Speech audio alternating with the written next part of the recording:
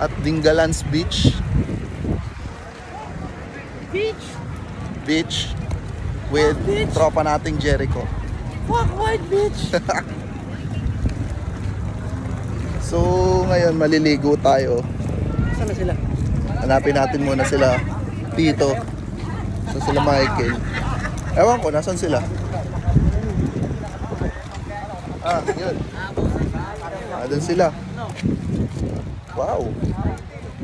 Sobrang ganda talaga dito.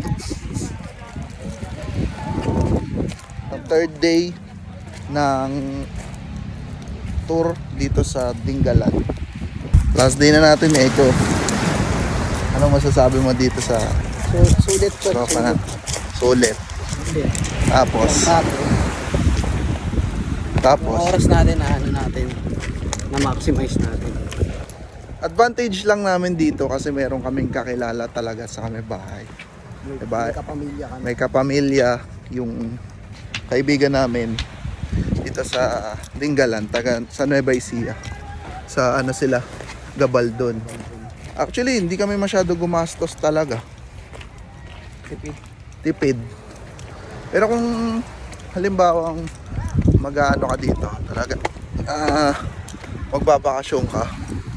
Siguro kung sa hotel gastos ka ng mga palagay nating 7. Kung halimbawa wala kang kakilala, talagang mag-hotel ka 7 to 9, 7 to 8 ganun. 7 to 8,000 kailangan may dala ka talaga.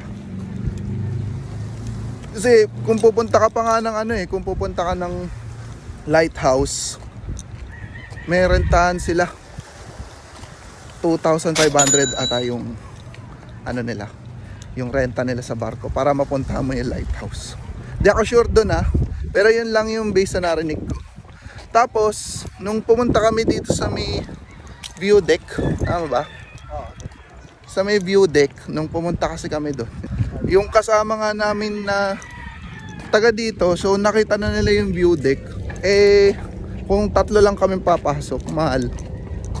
Hindi naman siya sobrang mahal. Actually, afford naman siya talaga kasi yung tour guide for 10 person, 200. Tapos, entrance fee ka na 25 pesos. Then, kung may dala-dala kayong motor, 25 pesos yung park. So, not bad na. Pero kasi 3 lang kasi kami.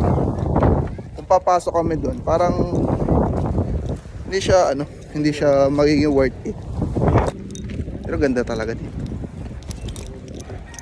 Makikita niyo yung dagat. Pag nasa malayo ka, kumikinang kumikinang yung dagat.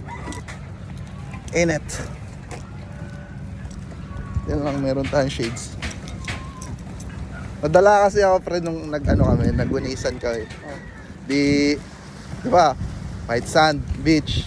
Tapos lahat kami, wala kami madala salamin. Diyan ka, nakalilang Uy, Mainit. Nakalilo Duga mo May ganyan ka. yo. Hindi pa maalat tubig dito, no? Hindi makalat dagat yan. Hindi siya yung ganun kalat katulad sa Quezon. Kalat sa Quezon Pagkalublub mo pala ganun. Para ako kumain ng asin Pero kung hindi nakahangin, hindi ganyan yan kapula. Malinaw yan. Alam ko na ba't di maalat. Iodized salt nilagay nila dyan. Iodized salt. Hindi rock salt. Diba? No? Putaan, joke.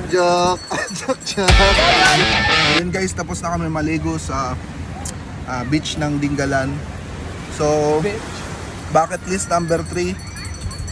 Sa may pupunta naman kami ng falls ngayon. So, tara samahan nyo kami. Let's go! So, yung guys, nandito na kami papunta ng falls. Matarik yung daan. Alam mo naman, pag falls yan, lagi na lang ganyan. Sa mga napanood ng video ko nung nagtanay kami, parang ganito rin. Saan? Ay, nagtanay ba kayo? Rides? Ha? Nagtanay kayo? Yes. Kasama sila Tote? Di ka nanonood ng vlog ko. Yun yung mga una kong vlog, pre. Nagpalit ako ng FBI. FB. FBI. Hindi, actually, ano yun, sa YouTube siya naka-upload. Ah, Kaya, 30 minutes pa akyat. 5 minutes pa baba. pwede naman. Sasakay ka sa drum. Si Michael kanina. Hindi na talaga makaandar. Duduruhin pa yung motor ko. Sige, akit pa natin. Puta yun. Dami natin adventure dito sa Nueva Ecija. Nakakatawa. Sulit na sulit yung 3 days, 2 nights. Ay, kailangan, anong falls to, tawag. Gabaldon Falls. Tapos, Sa falls, sa mga Gabaldon. Kasi yung Diwata. Diwata. Si Gopi Bet. Laki nga ng bato, oh. Buhay ba yan? Oo. Kausapin mo nga. Pag tumayo yan. Oo. Golem. Kita mo si Tiny nandiyan. Ang laki na tayo. Nakaganims na. May dalang stick. May dalang puno. May dalang Malboro. Gawa natin ang montage yung yung daan. Nakita natin yung montage.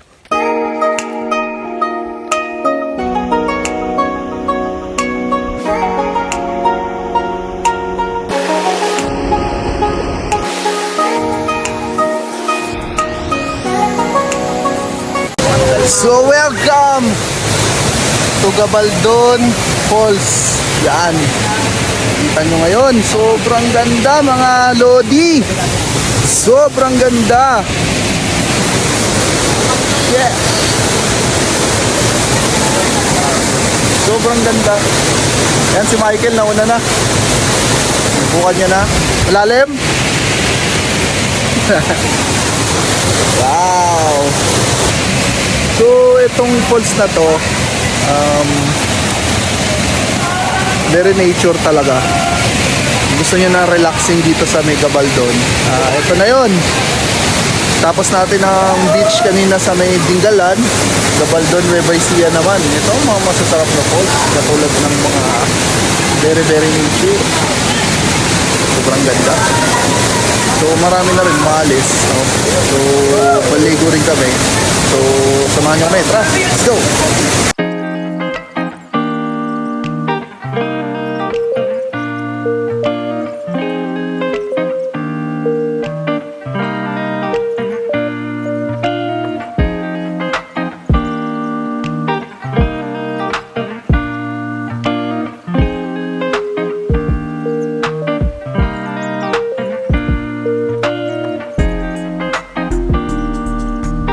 So yun, tapos na tayo maligo. At maraming salamat, Gabaldon Falls. Sobrang lamig ng tubig, parang yelo. Pero sulit na sulit sa halagang 10 pesos para sa environmental fee. Pwede na. So maraming salamat. Hanggang sa muli.